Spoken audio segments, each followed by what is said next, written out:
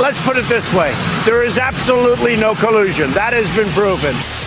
No, I don't agree with that at all. I think there's plenty of evidence of collusion or conspiracy in plain sight. The Russia thing is just a big nothing burger. Really? That's all capitalism. And honestly, to me, that's whiteness. The Durham report was out yesterday, so we're going to go big on that. Apparently, Trump did not collude with Russia. Who could have called that? Also, San Francisco crime is at a peak. So is Washington, D.C. and a bunch of big cities around the country. And also, what is whiteness? As according to member Joe Biden said last week, that it's the biggest terrorist threat to our country. All that and more coming up on this episode of Daily Caller Live. My name is Jobob. Thanks so much for tuning in. Daily Caller Live starts right now. 2, 1. Here we go! That might be the only brown guy on earth named Jobob. That is actually their name, Jobob. Live from the dingy bunker, completely cut off from the outside world except for you fine folks. My name is Jobob. This is Daily Caller Live. Thanks so much for tuning in today. Tuesday, May 16th, the year of our Lord 2023. Who could have seen this coming? I, for one, am just blindsided and shocked that it turns out that Donald Trump didn't collude with Russia at all, which we already knew, but also the starting of the probe was in fact a conspiracy by the prior administration. I won't belabor on the sarcasm for all that much, or for all that long, but the Durham report was out yesterday. Now, I was kind of trying to figure out how to best go about this, and I kind of thought the best way to do it was to take you through the timeline of what happened to the best of my ability. Now, some of the, the timeline itself gets confusing. And I think what happens in a lot of conservative / right side talk shows is we talk about the in the weeds stuff. So I want to give like a broad overstroke of what actually happened yesterday, but also prior to everything. So in the 2016 election, there was this, people call it a dossier, but for the normal paperwork, there was a story that was made up by this guy named Christopher Steele. People know that as the Steele dossier, if you're not familiar with that term. But this guy, Christopher Steele, who was a former British intelligence agent, said, hey, Donald Trump, we think, is colluding with Russia or making plans with Russia and Vladimir Putin in order to win the presidency. That dossier or story was then used by the FBI and pretty much everybody in the higher up intelligence community to then investigate into Donald Trump. They used that dossier as the basis to quote unquote investigate, because I'm even hesitant to use those words because it wasn't really even an investigation, it was a smear attempt. Then the FBI, now we'll go all the way back. Remember when Donald Trump tweeted what seemed erratic at the time, Obama is tapping my phones? That was true. Did he go about it the correct way? I don't know. Maybe it was a little brash and sporadic. But the Obama administration and the FBI took this pretty clearly fabricated story, the Steele dossier, and made it into this big whole thing that Donald Trump was colluding with Russia. Now, fast forward a couple years, the Mueller report happens.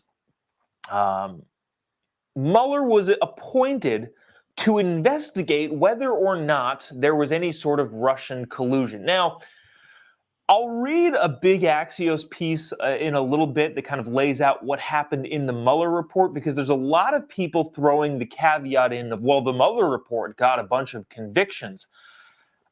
Yeah, and I don't necessarily want to throw shade on our justice system, but there's a lot to be said of, okay, wait, Well, okay, sorry. Before I get ahead of the game. So the Mueller report concluded it found, I think, 6 different people guilty or brought charges against them in that whole process. But ultimately, it found that, yeah, we couldn't find any evidence of any sort of Russian collusion. We knew that already. What the Durham report is a special counsel appointed in 2019, and special counsels, to the best of their ability, are non-political. They're just investigating. It was appointed by Attorney General Bill Barr in 2019 to figure out, okay, so the Mueller report found nothing. How did this whole thing even get started? That is what John Durham was investigating. How did this even come to be? To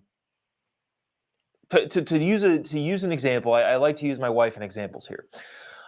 If there are no cookies on a plate when she gets home from work, and she asks, "Why are there no cookies on the plate?" And I say, I didn't eat the cookies. There was never any cookies on this plate. Then she does an entire thorough investigation. She checks the security camera footage. She found out that I did not eat the cookies. But I'm sitting here saying, well, there was never any cookies to begin with. So another special counsel is appointed to decide whether or not there were any cookies in the first place. Turns out, no, there were never any cookies there. And everybody got spooked and went into chaos mode for no particular reason. Then you ask the question, well, why did they do that? It's all political. Now, we'll get to that in just a second, because I want to get to a couple of things that were making their way around the news yesterday. After the Durham report comes out, effectively exonerating the entire Trump everything, this happens on CNN. This is like a bunch of these clips are really, really short. I just want to play them for you. So check this out. Report is now here. It has dropped, and it might not have produced everything of what some Republicans hoped for. It is, regardless, devastating to the FBI, and to a degree, it does exonerate Donald Trump. Regardless, the report. Okay, yeah, that's really quick. Jake Tapper on CNN said, in large part, it exonerates Donald Trump. Holy cow! Are pigs flying? Has hell frozen over? What is happening here? That's probably not fair. Jake Tapper, although probably has a pretty significant lefty bent, does seem to be an honest guy a lot of the time. So there's that.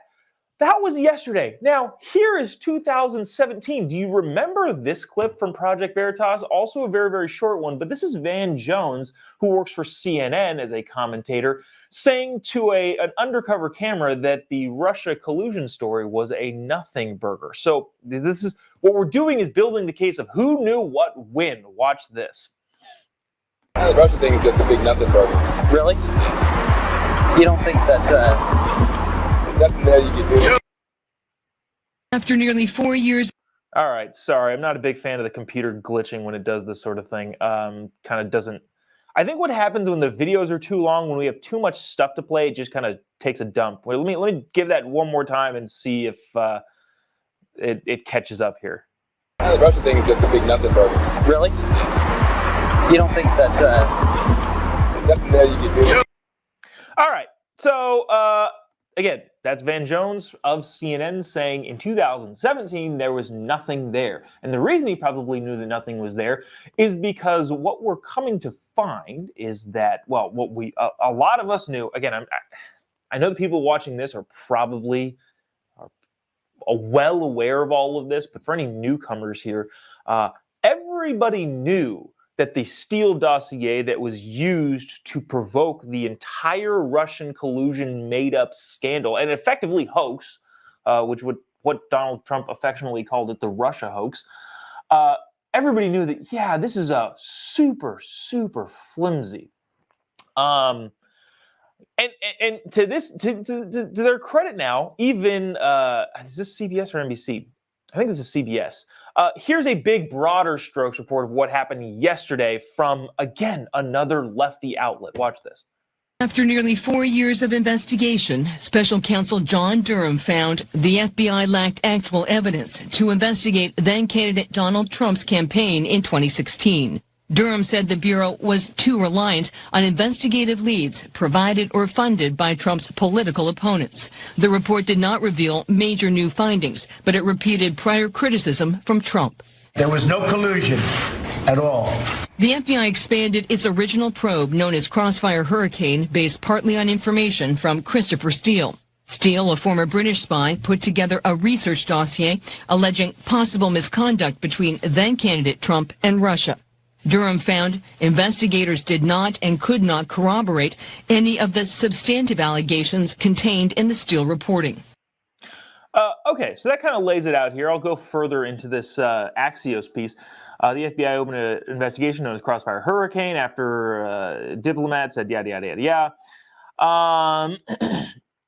Durham concluded, and this is, again, a little bit repetitive, that the decision to open the investigation was rushed and a departure from how the FBI treated other intelligence matters that could affect the presidential elections. At the start of the inquiry, neither U.S. law enforcement nor intelligence community appears to have possessed any actual evidence of collusion between the Trump campaign and Russia. That's what the Durham report had found. And so you ask, why did this happen? Anybody remember the names Peter Strzok and Lisa Page, two FBI agents tasked with, two very, very high-level FBI agents whose text messages were released, which we won't get into that, whose text messages were released basically saying, we will stop Donald Trump from being the president of the United States. Yeah. So apparently, it is playing out to look like a very much a political, not really a persecution. Well, it's not the prosecution, it's a persecution. Very much looks like a political kickstart to what started this whole Russian collusion thing to begin with. Now, that being said, what I think is happening now, and I'll get into some more of this other stuff because there's a little bit of pushback from your lefty media, and I kind of want to bring that up because I think it's fascinating. Sorry, lost my train of thought there. Oh, what I think people are trying to do is backtrack on how seriously they took this. So what I'd like to do for the next two clips here is play some receipts. This starts off as serious and gets very, very unserious, but it kind of hammers the point home. Because nobody believed the Steele dossier, and because it's now proven that the Steele dossier was a big nothing burger, and John Durham said the FBI jumped the gun and probably, he doesn't say this, these are my words, acted for political reasons.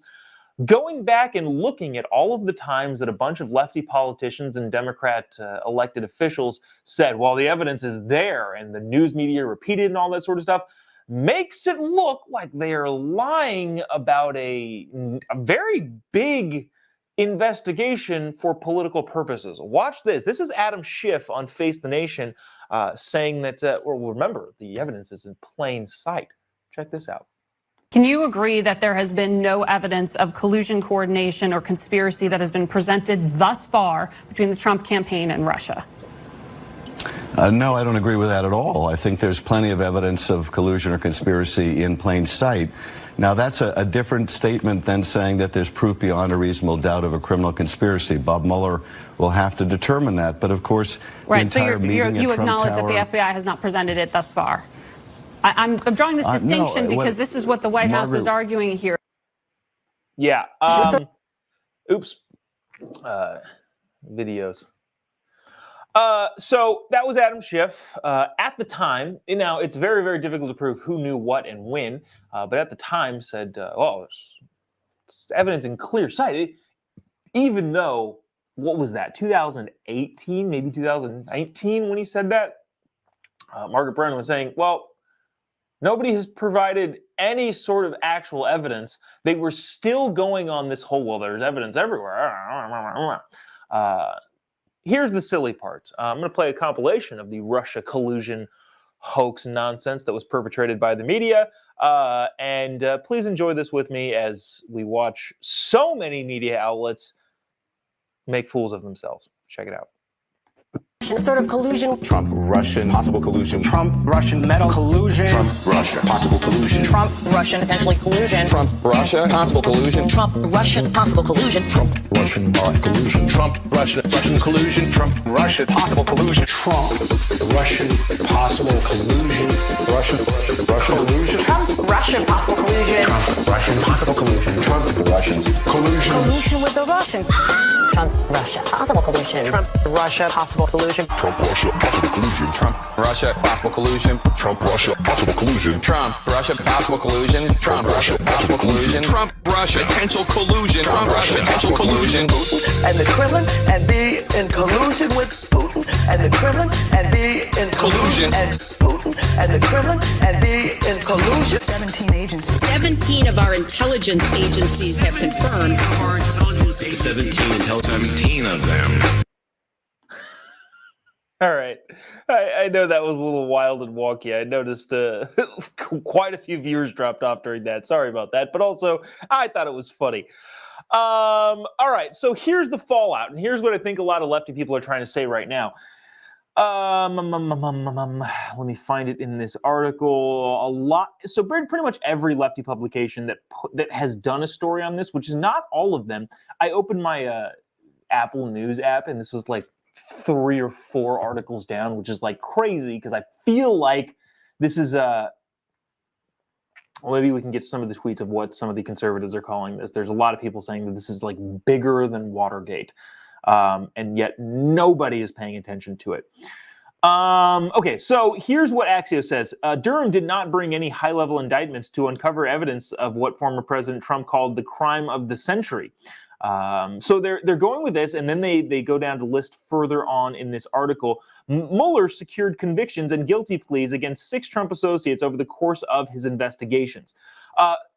That is the caveat that literally every single lefty news outlet is putting through on their platform medium, saying, well, the Mueller investigation got... Okay. So the Mueller investigation is talking about the actual Russian collusion. And so a bunch of your lefty people are saying, well, look, these 6 people were found guilty of colluding with Russia. But that's not what happened. Those 6 people that were found guilty, one, again, I don't like questioning the justice system or juries, but there's a lot of politics involved here. And 2, a lot of those people were being asked questions about a thing that didn't happen, and being found to have lied about something that didn't happen is a really sticky situation to be in.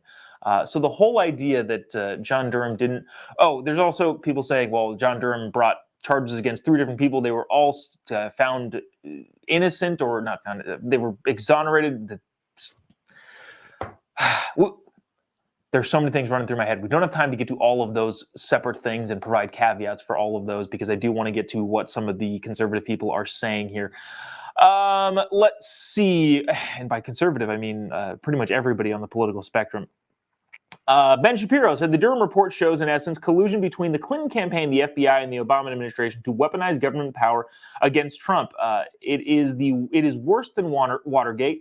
It is far deeper in the bowels of the government and reaches to the highest level. Also, some people in the comments section saying, here, Sonia said taxpayer dollars were spent on political gain.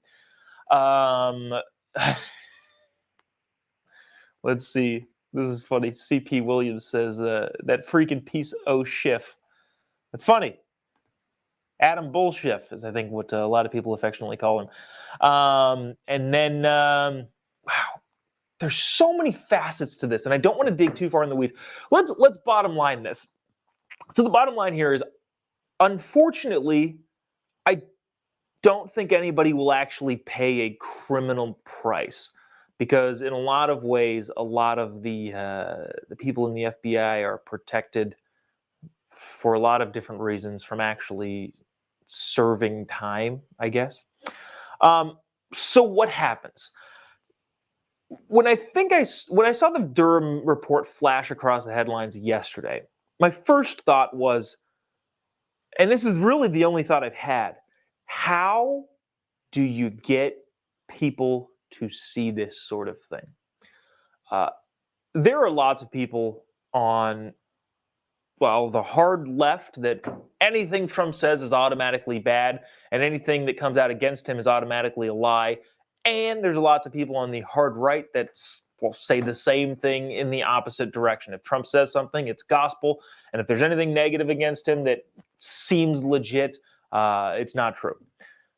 I understand those. Those people are all already in their camps. But there is this huge swath of people in the middle that need to see this somehow. And I don't have the answer. I don't know how you effectively communicate this to them, because they've seen for the last 6-7 years this whole Russia collusion thing. And a lot of people, especially people that I talk to normally, kind of think that again, aren't really in this tornado of politics. They kind of just have internalized that as, well, yeah, Russian collusion. Yeah, this makes sense. When in reality, all of that stuff was fake. All of it was nonsense. So yes, do we want people to be indicted and all of this sort of stuff, and people be held accountable? All that, yes. But unfortunately, I'm cynical enough to know that that's not actually going to change anything at the government level. What will actually change things at the government level is people paying attention and waking up and seeing some of this stuff for their own eyes. And so my question is, how do we get them to do that? I don't know. I'm open to suggestions. Shoot me a message or DM me at Jobob. You'll be able to find me pretty much anywhere. And the question is, I don't know. But that's the actual problem that we need to solve. Again, yes, should people be held accountable for this sort of stuff? Just flat out freaking lying and then provoking this tornado of nonsense? Should people be held accountable? Yes. But that's not going to happen unless more people are paying attention and seeing this sort of stuff happen in real time. So at the risk of going on about this, holy cow, how did we get to be that far in? The bottom line is, we collectively as a freedom-oriented people need to figure out how to get more people involved in understanding that this is what happens when a government agency or the entire government as a whole goes unchecked. That's my bottom line. That's the thing that I'm thinking of immediately when I see this story. Shoot, do we have time to do this now? All right, we're going to go into this crime thing, but I also want to, yeah, we'll do the crime thing first. All right. So here's my question. Sorry, this is a hard transition. We're talking about crime in big cities now, which I think is still a political thing, because a bunch of your lefty policies in a bunch of the big cities, well, do what lefty policies do, is they make things worse.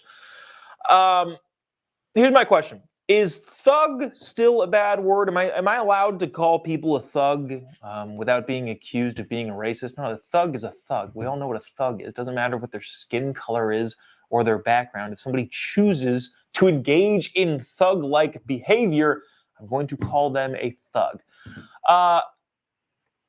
This should be no surprise to anybody, but there are several big blue cities that are reeling and crumbling from terrible policies like safety ambassadors instead of police, and letting criminals go and back on the streets while they are no longer allowed to keep them until their court dates, which also may not be prosecuted by the super woke attorney or the super woke district attorneys.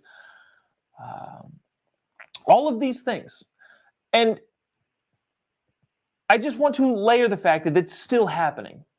In the midst of all of the other federal political chaos, the blue cities are still crumbling.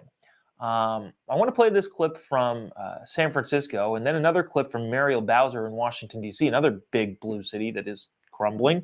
And I don't know. I want to make sure that this is still in the forefront of our mind, because this, I think, affects people more on an actual level, the safety in which their community is, and they're able to go out and do whatever they want. Watch this, and we'll discuss on the other side. Burglars have repeatedly hit High Road Bike Co. in Hayes Valley. A thief managed to steal a $12,000 e-bike that was chained to this display. This side door was literally broken in half so many times, owner Chris Calloway eventually sealed it off completely. He said the last straw came recently when a man just rode off with the bike during business hours. He plans to close for good at the end of May. High Road Bike Co. isn't the only Hayes Valley storefront that's been targeted. Consumer electronics store Beta eventually closed after multiple break-ins and an armed robbery in 2021.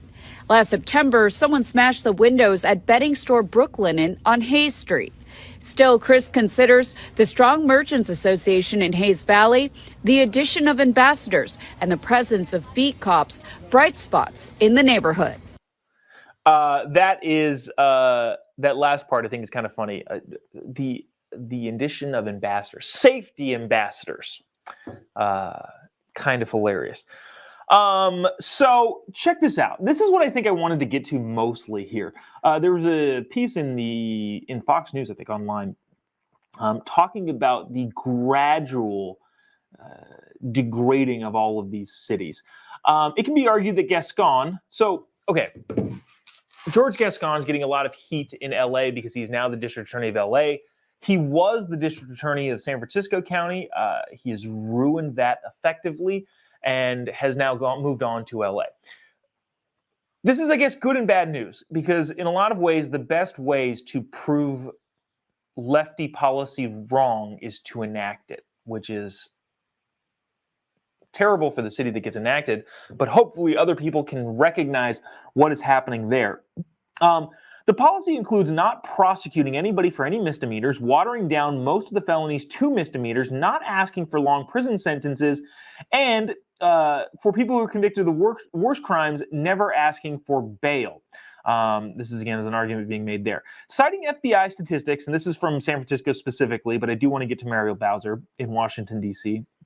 The Justice Department data, it pointed out that 5 years before Gascon took office in San Francisco in 2011, again, we're backdating here because it takes time for policy to degrade a community, there were 757 reported rapes in San Francisco County, an average of 151 per year in San Francisco.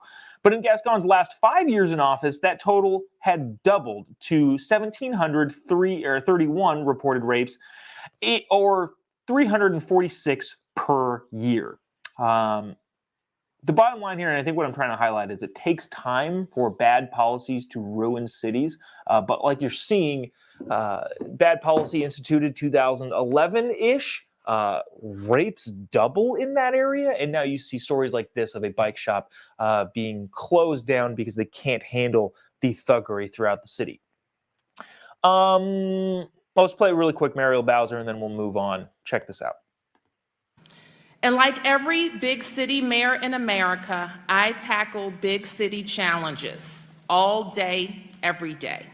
I use every tool in our toolbox to address the most vexing among social problems troubling America, American cities and towns alike, gun violence being top among them. That was not the clip that I thought it was, but I thought that was kind of funny, though, that she said, well, we're using a bunch of the, everything we have we're using. Okay, all right. That was a bunk segment. That didn't really, I don't know. Felt like I stumbled through that. I'm trying to read comment. There's a lot of stuff going on. All right, well, let's get to this before we close out the day. We all remember Joe Biden saying that the most dangerous terrorist threat to the United States is white supremacy. The problem is it's very difficult to define. And so I guess I can only take the definitions from online people who are big proponents of abolishing whiteness or whatever that is. If you don't remember, here's the clip of Joe Biden just a couple days ago saying what he thought was the most dangerous threat to our society. Check it out. As the most dangerous terrorist threat to our homeland is white supremacy. That's it. That's all we get. It's very, very short and sweet. But so then you ask yourself, okay, the president says that this is the most dangerous threat to our country. What is that then? Well, fortunately, several social media people, I think this lady's actually is something that we're going to watch right here, help us define what white supremacy is and therefore what the greatest threat to our country is. I want you to watch this clip. This is both hilarious and also terrifying that somebody actually thinks this. Check it out. You know, the hierarchy of structures in organizations, who gets paid and who has the power to say this, that's all capitalism. And honestly, to me, that's whiteness. And we have to eradicate whiteness. We have to abolish whiteness as well. And last word. Okay, good. We have a definition. This is, I guess, this is, what's her name? Dina Simons, in the author of White Rules for Black People. Okay, I think we have some definitions. Now, I think I'm going to try and do this more often, bring on what people actually mean when they say, quote unquote, white supremacy. What I don't want to do is foist this definition onto Joe Biden, but at the same time, if he's not going to explain it, what else am I to do? If he's going to say that, quote unquote, white supremacy is the greatest terrorist threat to this country, but then not elaborate on what that is, I'm going to have to go with the definitions given by several of the people that would probably align themselves with the current president. And for instance, this particular individual says that capitalism is, what did she say, a modicum of whiteness? But capitalism, that is white supremacy. And once she says it needs to be eradicated, which I feel like in some ways that's a call for genocide, but we'll just go over that because that's as ridiculous as it can get. But the calling of capitalism is a white value. Okay, so then if Joe Biden isn't going to explain it and I'm left to the internet to try and just figure out what white supremacy is, are we then saying that capitalism is the biggest terrorist threat to this country? I think Bernie Sanders actually would say that, but we'll leave that there. Because there's no concrete definition of what Joe Biden says is the biggest threat to the country, I'm left to the internet to have it decided for me. I would love to bring on more of these later on. Well, as I find them, as I find internet definitions for what quote unquote whiteness and white supremacy is, I would love to bring them here and juxtapose that to Joe Biden saying that whatever this is the biggest threat to our country. Anyways, that'll do it for us today. Appreciate you sticking around, tuning in. Had a lot on that whole Trump thing. I don't feel like I got a great sleep last night. I feel like my brain is a little bit not on the. No, this is a great example of it. Not on the up and up. But appreciate you sticking around, tuning in. Promise we'll try to be better tomorrow. If you haven't given me a follow on any of your social media platforms, type in Jobob. You'll be able to find me. Instagram, Facebook, Twitter, YouTube, Rumble. We're on Rumble now. If you're watching somewhere and you want to watch on Rumble, go ahead and do that. Streaming there live every single day, as well as uploading a bunch of more video content. Would appreciate it if you give them a little like down here, a little share button down here. Would really appreciate you doing so. Helps us out with the algorithms. Tomorrow, I do want to talk about that TikTok thing in the Wall Street Journal that I have been teasing for the last 2 days. So would appreciate you. Yeah, appreciate you sticking. I don't know. It's been a day. It's been a fog. See you tomorrow, same time, same place, and we'll get to a bunch of the stuff we talked about earlier in the week. And we will see you then. God bless America.